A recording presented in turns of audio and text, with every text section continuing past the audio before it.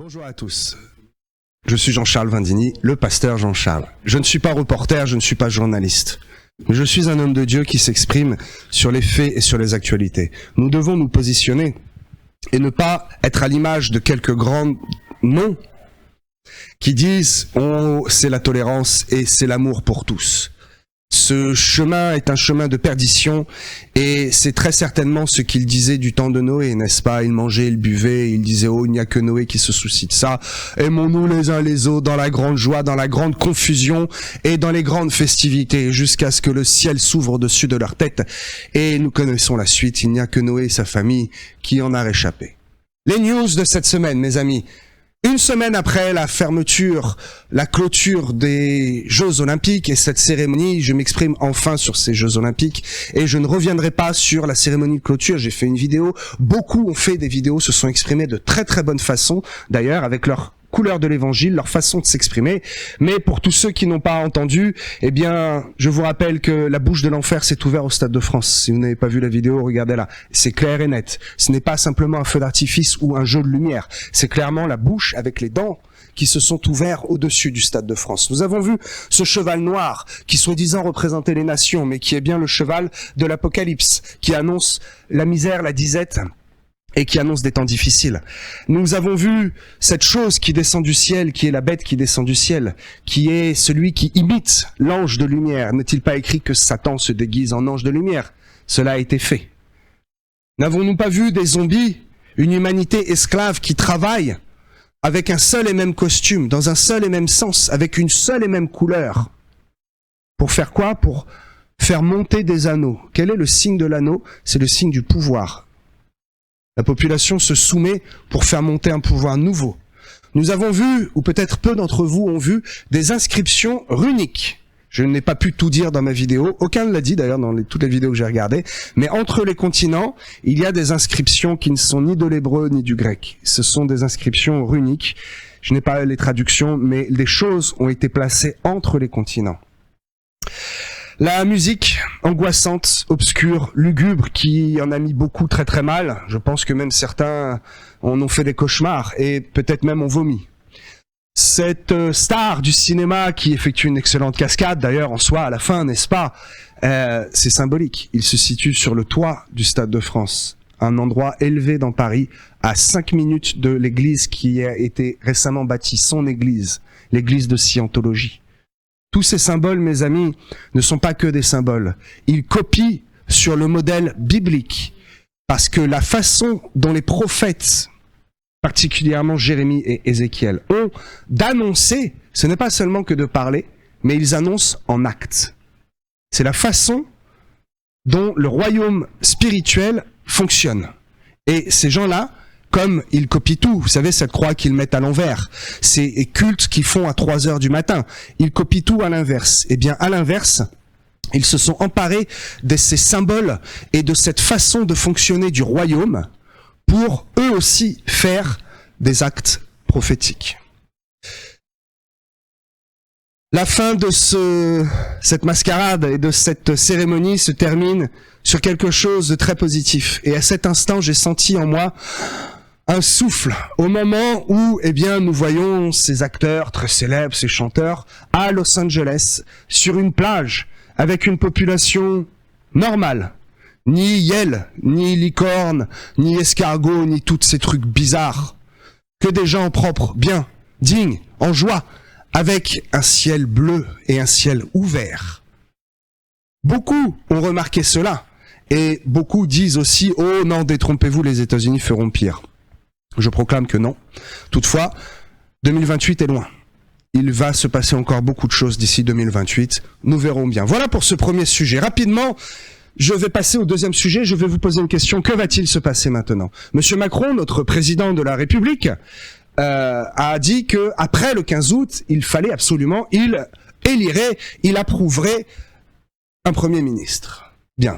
Eh bien, ce n'est toujours pas le cas, puisqu'il était occupé, visiblement trop occupé, à célébrer les 15-80 ans de la libération à, je crois, Aix-en-Provence, dans le sud de la France. D'ailleurs, je vous en reparlerai dans un instant, il y a eu un accident d'avion qui n'est pas anodin du tout. Je vais vous éclairer là-dessus.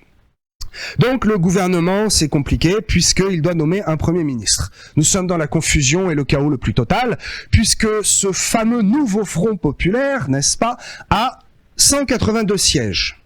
Ensemble, 163 et le Rassemblement national, 143. Toutefois, au travers de ces chiffres, il faut comprendre, mes amis, je vous invite à être intelligent spirituellement et à être intelligent par rapport à la parole de Dieu, à voir au travers du voile. Ces 182 sièges sont divisés dans 7 partis qui eux-mêmes sont divisés dans 13 mouvements. Donc finalement, ces 182 sièges, ils sont loin d'avoir la majorité. Le parti Ensemble, 163 sièges, 4 partis, c'est quand même moins, mais 6 mouvements. Et le Rassemblement national qui a été tant décrié, pourquoi? Je ne sais pas. 143 sièges, qui a seulement 2 partis, et tenez-vous bien, c'est là que c'est étonnant. Un seul mouvement. Donc, dans cette confusion, Monsieur le Président va devoir absolument trouver quelqu'un qui sera capable, de faire de grands compromis. Il l'a laissé comprendre. Nous sommes un peu dans une impasse et dans un chaos pendant au moins 1 an, puisque l'Assemblée nationale ne pourra à nouveau être dissoute que dans 1 an. Nous voyons ici ce fameux slogan « Ordo ab chaos », qui signifie, c'est le slogan des Illuminati, des francs-maçons, l'ordre dans le chaos, l'ordre par le chaos. Comment instaurer un nouvel ordre en faisant d'abord le chaos? Je ne prends pas parti, je vous donne juste des informations et je tiens juste à ce que vous soyez au courant de ce qu'il se passe en ce moment en France. Mercredi, 2 rafales se percutent avec des pilotes chevronnés. Un capitaine et puis un en formation et de l'autre côté un lieutenant. Donc même celui qui était en formation était chevronné mais il n'avait pas vraiment les commandes. Que se passe-t-il avec ces appareils qui valent 73 millions d'euros chacun? On ne les confie pas à n'importe qui. Ces appareils, j'étais dans l'armée, je suis bien placé pour vous le dire, ont des systèmes anti-collision. C'est-à-dire que même si le pilote est un kamikaze et qu'il veut foncer sur un autre pilote, théoriquement, ça n'est pas possible. Pourquoi est-ce que, depuis mercredi, nous n'avons aucune nouvelle de ce pilote qui a réussi à s'éjecter? Qu'a-t-il à dire? Quel est le mystère qu'il y a derrière? Vendredi, lors des célébrations du 80e anniversaire du débarquement, dans le sud, avec M. Macron, n'est-ce pas? Un avion s'échoue en mer. Un pilote chevronné. Tout le monde le pleure. Il était très très connu et réputé dans ce milieu de l'aéronautique. Il n'aurait pas dû. C'est un mystère. Que se passe-t-il, mes amis? Moins d'1 semaine après cette cérémonie obscure, 3 crashs d'avions dans la même semaine. Ne savez-vous pas que les crashs d'avions sont très très rares? L'avion est le moyen le plus sûr au monde pour voyager. Plus sûr que la voiture, plus sûr que le train, et même plus sûr que le bateau. Et pourtant, dans cette même semaine, 3 crashs d'avion dans ce pays qui a choisi de célébrer cette cérémonie d'une façon très obscure. Sujet suivant, la fameuse variole du singe, ce nom peut faire rire, ou Mpox. J'ai écrit ce sujet depuis le début de la semaine et il a évolué, j'ai changé pour vous tenir au courant de la plus proche possible de la vraie actualité. C'est un gros problème en Afrique, dans toute l'Afrique, principalement l'Afrique centrale et l'Afrique de l'Ouest. Depuis 1 an, il y a une augmentation de 160% des cas.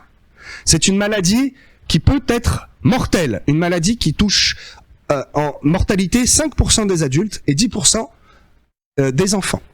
2 fois plus d'enfants que d'adultes. Le problème, c'est que il y avait un risque pour l'Europe, déclaré par les journalistes depuis lundi. Puis, mercredi, l'OMS a déclenché le plan le plus haut dans l'échelle de gravité mondiale, en disant « Attention, c'est une épidémie très grave ». Et puis, il y a 2 jours, un cas a été découvert en Suède. Ce virus a muté et son taux de mortalité a augmenté également. Faites attention, mes amis, faites attention à tout ce qui est virus, à tout ce qui est maladie. Attraper une grippe et un rhume, il n'y a pas de problème avec ça. Cette maladie qui se transmet encore une fois par le sang, par le liquide et qui a des symptômes très bizarres, est une maladie qui est un peu comme la lèpre. Et c'est une malédiction qui commence à arriver en Europe. Je vous l'informe et je vous le déclare. Un miracle à Paris, le soir même de cette fameuse cérémonie du marathon pour tous. C'est super, des poulpes, des licornes, des escargots, tout le monde qui courait en même temps là-dedans. Je vous le dis, les prières des justes sont efficaces. Parce que, et je pense que vous ne le savez pas, l'information a été masquée. L'information a été donnée à Pointillé. Et peu l'ont dit et maintenant ils ne le disent plus. Juste après le passage de ce marathon pour tous, des témoins ont vu que le pont bougeait d'une manière anormale et ont vu qu'il manquait des boulons. Immédiatement, un architecte de la ville de Paris s'est précipité sur le lieu et a ordonné par la préfecture de police, dans la minute, la fermeture du pont. Depuis, ce pont est fermé. Il menace de s'écrouler. Merci Seigneur d'avoir retenu ce pont. Je vous le dis, des anges sont venus parce qu'il aurait dû s'écrouler sur le passage de tant de foules, tant de gens dans la liesse qui tremblent, qui sautent et oh, c'est un miracle. Merci Seigneur parce que imaginez ce que cela aurait pu donner. Toutes les thèses et hypothèses. C'est un attentat, c'est un acte terroriste, c'est voulu, c'était préparé et cela, eh bien, aurait donné lieu à beaucoup de polémiques. Merci Seigneur parce que le pont, cette passerelle à nommer Bir Hakeim, eh bien, n'est pas tombé ce jour-là. Mes amis, fin des actualités. Et je mets un PS pour la semaine prochaine. Parce que sinon, ça ferait trop d'un seul coup, n'est-ce pas? Nous ne sommes pas là pour entendre les actualités, mais pour célébrer le nom de Jésus. Je vous donne ce nom de Barbara Bush. Cette femme qui a dévoilé la moitié de sa poitrine en se faisant passer pour Jésus lors de la scène. Et oui, je vous le dis, c'est bien la scène. Ce n'est pas un truc de Léonard de Vinci ou de Dionysos, c'est bien la scène. Cette femme qui était au centre va se produire prochainement devant une cathédrale. La cathédrale de Rouen. J'en reparlerai. Ce monsieur, Thomas, le seul qui n'a pas cru, n'est-ce pas, qui a eu besoin de mettre la main dans la plaie. Thomas Joly, celui-même qui est l'instigateur et l'organisateur de ces cérémonies macabres, est originaire de Rouen. Comprenez pourquoi cette ville est une clé dans le réveil de la nation. Eux l'ont compris. Fin des informations. Merci pour votre attention. Merci.